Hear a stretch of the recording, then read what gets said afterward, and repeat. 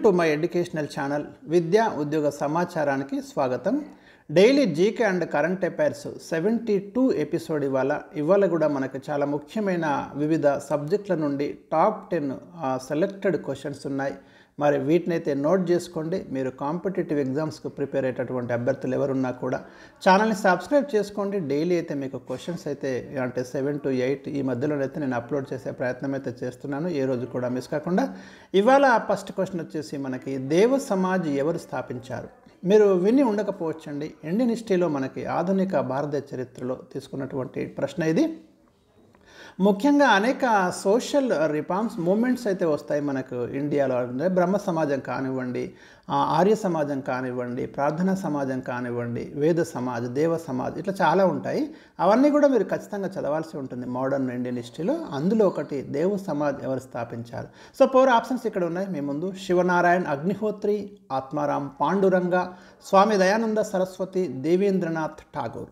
Get చేయండి, ఆన్సర్ని get చేయండి. రైట్ ఆన్సర్ అయితే మీరు ఏదవుతుందో అంత ఈజీ కాకపోవచ్చు, ఎందుకంటే మీరు బేసిక్ చదివితే మాత్రం దీనికి ఆన్సర్ని ఐడెంటిఫై చేయలేరు.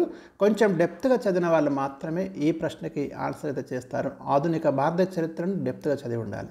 రైట్ ఆప్షన్ వచ్చేసి మీకు శివనారాయణ అగ్నిహోత్రి.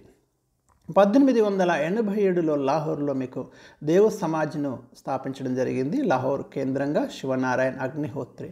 ఇక సెకండ్ ఆప్షన్ చూడండి, ఆత్మారాం పాండురంగ ప్రార్థనా సమాజ్ నెలకొల్పుతాడు. స్వామి దయానంద సరస్వతి ఆర్య సమాజ్ ఏర్పాటు చేస్తాడు. దేవేంద్రనాథ్ ఠాగూర్ బ్రహ్మ సమాజం నుండి చీలిపోయి ఆది బ్రహ్మ సమాజం అయితే ఏర్పాటు చేసుకుంటాడు. సో ఇది first question. Second question, servants of India society ఎప్పుడు స్థాపించబడింది? వివిధ ఆర్గనైజేషన్స్, సొసైటీస్ మోడర్న్ ఇండియన్ హిస్టరీలో చాలా ఇంపార్టెంట్ అండి. వాటిని ఖచ్చితంగా మీరు చదవాలి.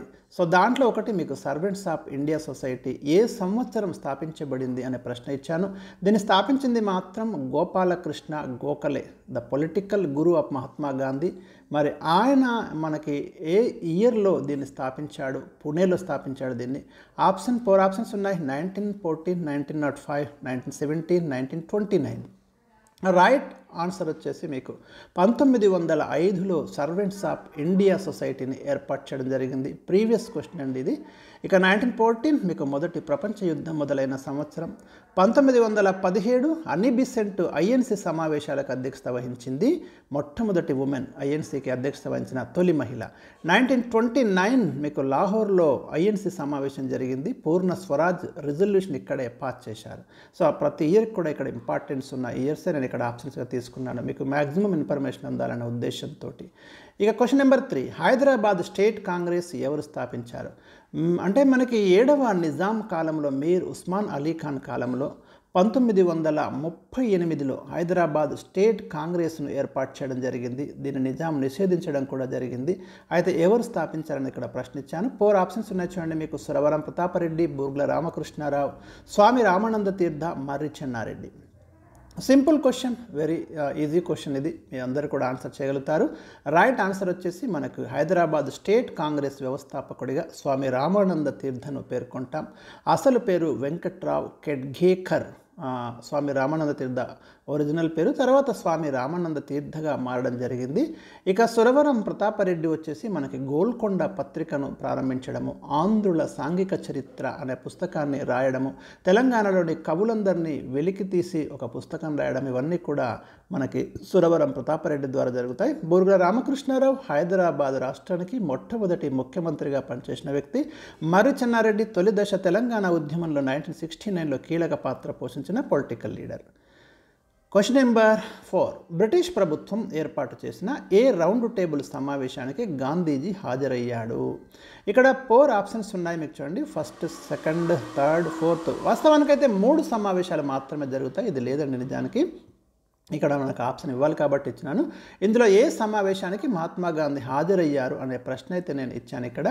అయితే ఈ రౌండ్ టేబుల్ కాన్ఫరెన్సెస్ ఎందుకు జరిగినాయంటే బ్రిటిష్ ప్రభుత్వము 1927లో మనకి సైమన్ కమిషన్ని అపాయింట్ చేసింది. అంటే భారతదేశంలో ఎలాంటి రిఫార్మ్స్ తీసుకురావాలి అడ్మినిస్ట్రేషన్ సంబంధించి, ఎందుకంటే అంతకుముందే మనకి మాంటెక్ చెమ్స్ఫర్డ్ రిఫార్మ్స్ తీసుకొచ్చిండు 1919 ద్వారా. సో అయితే మనకి ఈ రిఫార్మ్స్ ఎంతవరకు సక్సెస్ అయ్యాయి, ఇంకా డిమెరిట్స్ మెరిట్స్ ఇవన్నీ కూడా డిస్కస్ చేయడానికి సైమన్ కమిషన్ రిపోర్ట్ ఇవ్వాల్సిందిగా ఆదేశించింది. ఆ రిపోర్ట్ ఇచ్చిన తర్వాత ఒక 3 రౌండ్ టేబుల్ కాన్ఫరెన్సెస్ని కండక్ట్ చేసింది అక్కడ లండన్లో. అయితే అందులో గాంధీజీ ఒక 2వ సమావేశానికి మాత్రమే ఇక్కడ అటెండ్ కావడం జరిగింది. So option 4 is the right answer అండి. 3 సమావేశాలకు డాక్టర్ బిఆర్ అంబేద్కర్ హాజరు కావడం జరిగింది. మీకు ఈ 3 సమావేశాలు ఎప్పుడు జరిగాయో డేట్స్ ఇచ్చాను మీరు చూడండి. ఇక్కడ రౌండ్ టేబుల్ సమావేశాలు ఒకటి ఫస్ట్ది 1930 నవంబర్లో మొదలై 1931 జనవరిలో ముగుస్తుంది. సెకండ్ది 1931 సెప్టెంబర్లో జరుగుతుంది. థర్డ్ది 1932 నవంబర్లో జరుగుతుంది. ఓకే, ఇందులో 2వ సమావేశానికి మహాత్మా గాంధీ అటెండ్ కావడం అనేది జరిగింది. ఈ 3 సమావేశాలకే చెప్పాను కదా బిఆర్ అంబేద్కర్. ఇక 1932లో అప్పుడు Ramsay MacDonald British prime minister ఏం చేస్తాడంటే కమ్యూనల్ అవార్డు ప్రకటిస్తాడు. అంటే అల్పసంఖ్యాకులు ఎస్సీ వర్గాలకు అందరికి కూడా మరి రిజర్వేషన్లు కల్పిస్తూ ఈ కమ్యూనల్ అవార్డు తీసుకొస్తే మహాత్మా గాంధీ దీన్ని వ్యతిరేకిస్తాడు. తర్వాత మహాత్మా గాంధీకి అంబేద్కర్కి ఒక అగ్రిమెంట్ జరుగుతుంది. ఆ అగ్రిమెంట్ ద్వారా ఈ సమస్యను అయితే వాళ్ళు సాల్వ్ చేసుకుంటారు. సో ఈ కమ్యూనల్ అవార్డు అనేది చాలా ఇంపార్టెంట్ అండి. రామ్సే మెక్డొనాల్డ్ అనౌన్స్ చేస్తున్నాడు. క్వశ్చన్ నెంబర్ 5, 1927లో సైమన్ కమిషన్ ఏర్పాటు చేసిన సమయంలో బ్రిటిష్ ప్రధానమంత్రి ఎవరు? ఇలాంటి ప్రశ్నలు అయితే వస్తున్నాయండి, మీరు గమనించండి. భారతదేశానికి స్వాతంత్రం వచ్చే నాడు బ్రిటిష్ ప్రైమ్ మినిస్టర్ ఎవరని, లేదా 2వ ప్రపంచ యుద్ధం జరిగే నాడు బ్రిటిష్ ప్రైమ్ మినిస్టర్ ఎవరని ఇలాంటి ప్రశ్నలు వస్తున్నాయి. సో సైమన్ కమిషన్ ఎందుకు ఏర్పాటు చేశారో మీకు చెప్పాను కదా. సో అప్పుడు బ్రిటిష్ ప్రైమ్ మినిస్టర్ ఎవరున్నారు? క్వశ్చన్ ఇక్కడ ఇచ్చాను. 4 ఆప్షన్స్ ఉన్నాయి మీరు చూడండి. Stanley Baldwin, Clement Atlee, Winston Churchill, Margaret Thatcher. నాకు తెలిసి చాలా కష్టమైన ప్రశ్న అండి ఇది, ఎందుకంటే మీరు చదివి ఉండకపోవచ్చు. దాదాపు 1-2% కంటే ఈ వీడియో చూస్తున్న వాళ్ళు చేసి ఉండరు దీనికి ఆన్సరు. రైట్ ఆన్సర్ అనేది మనకి స్టాన్లీ బాల్డ్విన్ అండి. 1927లో సైమన్ కమిషన్ ఏర్పాటు చేసిన సమయంలో బ్రిటిష్ ప్రధానమంత్రి. ఇక క్లెమెంట్ అట్లీ మనకి మీరు గుర్తుంచుకోండి, భారతదేశానికి స్వాతంత్రం వచ్చే నాటికి క్లెమెంట్ అట్లీ బ్రిటిష్ ప్రైమ్ మినిస్టర్గా ఉన్నాడు.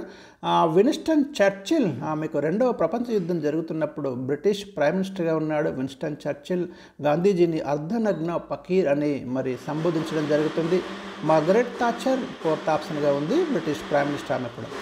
నెక్స్ట్ క్వశ్చన్ వచ్చేసి భారత సుప్రీంకోర్టు భవన రూపశిల్పి ఎవరు? భారత సుప్రీంకోర్టు భవన రూపశిల్పి గణేష్ బికాజీ డియోల్కర్ అండి, న్యూఢిల్లీలో ఉంది. 1950 జనవరి 28న భారత సుప్రీంకోర్టు అనేది ఏర్పాటు చేయడం జరిగింది. నెక్స్ట్ క్వశ్చన్, భారత సుప్రీంకోర్టులో ప్రస్తుతం న్యాయమూర్తుల సంఖ్య ఎంత?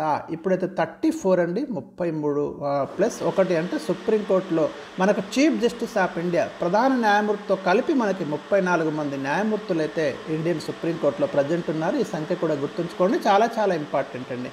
క్వశ్చన్ నెంబర్ 8, అగ్మార్క్ ముద్ర ఏ వస్తువులకు సంబంధించింది? అగ్మార్క్ ముద్ర మనకు వ్యవసాయ వస్తువులకు సంబంధించేటటువంటి ఒక సర్టిఫికెట్ అండి, అగ్రికల్చర్ మార్కెటింగ్ సర్టిఫికెట్ అంటాము. అంటే క్వాలిటీ, ఆ వస్తువుల యొక్క క్వాలిటీని తెలియజేసేటటువంటి ముద్రనే మనం అగ్మార్క్ ముద్ర అంటాము. దీన్ని directorate of marketing and inspection DMI వాళ్ళైతే ఇష్యూ చేస్తారు. దీని యొక్క హెడ్ క్వార్టర్ వచ్చేసి మనకు ఫరీదాబాద్లో ఉందండి, హర్యానాలోని ఫరీదాబాద్లో.